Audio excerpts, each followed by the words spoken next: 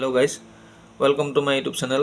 Orunodoi Assam YouTube চেনেলটোলৈ আপোনালোকক স্বাগতম জনাইছোঁ আৰু আজি এটা নতুন ভিডিঅ' আপোনালোকলৈ আগবঢ়াব বিচাৰিছোঁ। ভিডিঅ'টো অসমৰ ৰাইজৰ বাবে খুবেই গুৰুত্বপূৰ্ণ যিহেতু যোৱা বছৰ অসম চৰকাৰে অসমৰ ৰাইজৰ সুবিধাৰ্থে মিছন বসুন্ধৰা নামেৰে মিছন বসুন্ধৰা 2.0 নামেৰে এখন আঁচনি মুকলি কৰি দিছিল আৰু সেই আঁচনিখন 45 দিনৰ বাবেহে দিয়া হৈছিল, তাৰপিছত বন্ধ কৰি দিয়া হৈছিল মিছন বসুন্ধৰা 2.0। কিন্তু বৰ্তমান আজি ডক্টৰ মুখ্যমন্ত্ৰী হিমন্ত বিশ্ব শৰ্মাদেৱে মিছন বসুন্ধৰা 3.0 নামেৰে এখন আঁচনি লঞ্চ কৰিছে আৰু সেই আঁচনিখনৰ জৰিয়তে অসমৰ খিলঞ্জীয়া ৰাইজক ভূমিৰ পট্টা প্ৰদান কৰাৰ আশ্বাস দিছে আৰু সেই আঁচনিখন অনলাইন কৰিব পাৰিব আপোনালোকে। আৰু মিছন বসুন্ধৰাত যিসকল আপোনালোকৰ এপ্লিকেশ্যন থাকি গ'ল সেই এপ্লিকেশ্যনখিনি আপোনালোকে ইয়াত সম্পূৰ্ণৰূপে কৰিব পাৰিব আৰু পুনৰীক্ষণ কৰিব পৰাৰ সম্পূৰ্ণ সুবিধা দিছে। গতিকে আপুনি কেনেধৰণে কৰিব লাগিব, কি কৰিব লাগিব, মই সম্পূৰ্ণৰূপে ভিডিঅ'টোত আপোনালোকক দেখাই যাম। কোনো ধৰণৰ স্কিপ নকৰাকৈ ভিডিঅ'টো চাই যাব আৰু আপোনালোকলৈ মানে অসমবাসী ৰাইজলৈ অসম চৰকাৰ তথা ডক্টৰ হিমন্ত বিশ্ব শৰ্মাদেৱে যিখন নটিচ দিছে বা মিছন বসুন্ধৰা 3.0 ওপৰত যিখন নটিচ দাঙি ধৰিছে সেই নটিচখনো আপোনালোকক মই সম্পূৰ্ণৰূপে দেখুৱাম। গতিকে গাইজ ভিডিঅ'টো কোনো ধৰণৰ স্কিপ নকৰাকৈ চাই যাব আৰু আহক আমি ভিডিঅ'টো আৰম্ভ কৰোঁ। আৰু ভিডিঅ'টো আৰম্ভ কৰাৰ আগতে আপোনালোকক কওঁ যে চেনেলটোলৈ নতুনকৈ যোনসকল আহিছে তেওঁলোকক ৰিকুৱেষ্ট কৰিছোঁ যাতে মোৰ চেনেলটো ছাবস্ক্ৰাইব কৰে, লাইক কৰে, শ্বেয়াৰ কৰে আৰু মই দিয়া নতুন ভিডিঅ'খিনি পাবৰ বাবে ছাবস্ক্ৰাইব কৰি কাষত থকা বেল আইকনটো দবাই থয়, তেতিয়া মই দিয়া ভিডিঅ'খিনি আপোনালোকে খুব সোনকালে পাব। তো গাইজ আহক আজি আমি ভিডিঅ'টো আৰম্ভ কৰোঁ। তো বন্ধুসকল, আজি ভিডিঅ'টোত অসমৰ মুখ্যমন্ত্ৰী ডক্টৰ হিমন্ত বিশ্ব শৰ্মাদেৱে নতুনকৈ লঞ্চ কৰা যিটো মিছন বসুন্ধৰা 3.0 সেইটোৰ বিষয়ে আপোনালোকক অৱগত কৰাব বিচাৰিছোঁ আৰু সেই বসুন্ধৰা 3.0 সন্দৰ্ভত মুখ্যমন্ত্ৰীদেৱে দিয়া যিখন নটিচ বা যিখন জাৰিকৰণ দিছে সেইখন আপোনালোকক দেখুৱাই ল'ব বিচাৰিছোঁ আৰু সেইখনতে সম্পূৰ্ণৰূপে লিখা আছে বা কেনেধৰণে কি কৰিব লাগিব। গতিকে আহক আমি এই নটিচখন এবাৰ চাই লওঁ।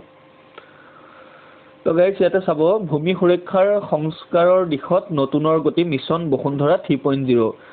তো এইখন নতুনকৈ লঞ্চ হৈছে আৰু মুখ্যমন্ত্ৰীগৰাকীয়ে ইয়াৰ কি কৰিব লাগিব সকলোখিনি দেখাই দিছে। ইয়াতে চাওক, প্ৰথমটো দিছে প্ৰয়োজনীয় নীতি বিশ্লেষণৰ পাছত বসুন্ধৰা 2.0ত প্ৰত্যাশিত আবেদনৰ পুনৰীক্ষণ যিটো 2.0ত হৈছিলে সেইখিনি আকৌ নতুনকৈ বিশ্লেষণ কৰিব আৰু বিভিন্ন প্ৰতিষ্ঠান সংগঠন আদিৰ সৈতে জড়িত ভূমি বন্দোবস্তিৰ সমগ্ৰ প্ৰক্ৰিয়াৰ ডিজিটেলাইজেশ্যন, পূৰ্বৰ ভূদান বা গ্ৰাম্যদান ভূমিৰ বন্দোবস্তি, নগৰীয়া আৰু পেৰিফেৰেল এলেকাত যুক্তিসংগত প্ৰিমিয়ামৰ ভিত্তিত বাৰ্ষিক পট্টাৰ পৰা পিৰিয়ডিক পট্টালৈ ৰূপান্তৰৰ প্ৰক্ৰিয়াৰ সম্পূৰ্ণ ডিজিটেলাইজেশ্যন।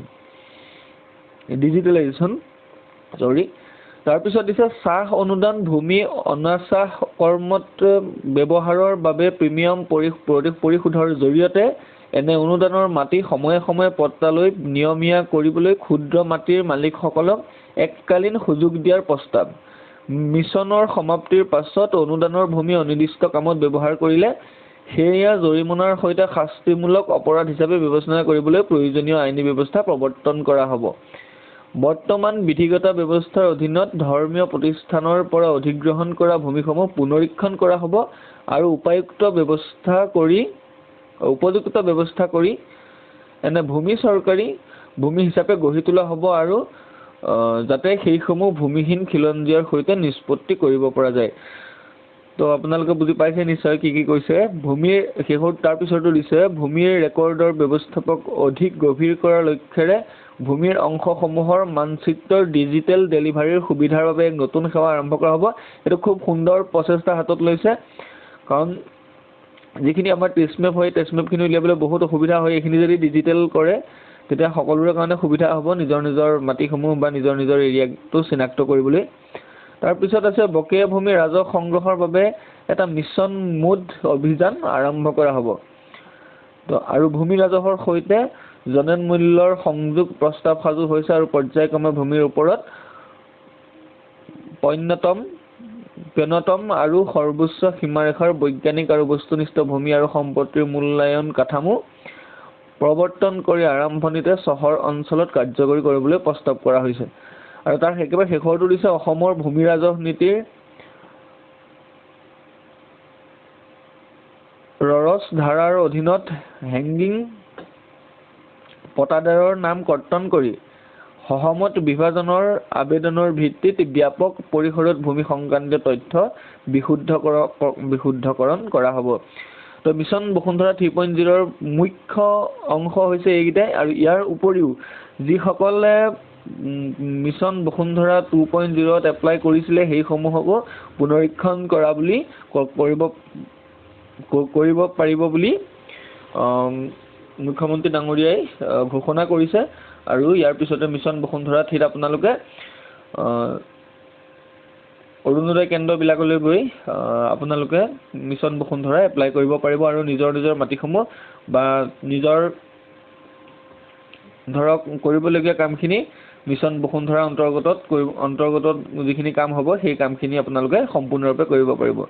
তো গাইজ, ভিডিঅ'টো ভাল লাগিলে যদি লাইক কৰিব, শ্বেয়াৰ কৰিব, ছাবস্ক্ৰাইব কৰিব আৰু কাষত থকা বেল আইকনটো দবাই থ'ব যাতে মই দিয়া ভিডিঅ'খিনি আপোনালোকে খুব সোনকালে পায়। তো গাইজ, মিছন বসুন্ধৰা যেতিয়া অনলাইন প্ৰক্ৰিয়া আৰম্ভ হ'ব তেতিয়া মই কেনেধৰণে আপোনালোকক সম্পূৰ্ণৰূপে দেখাই দিম আৰু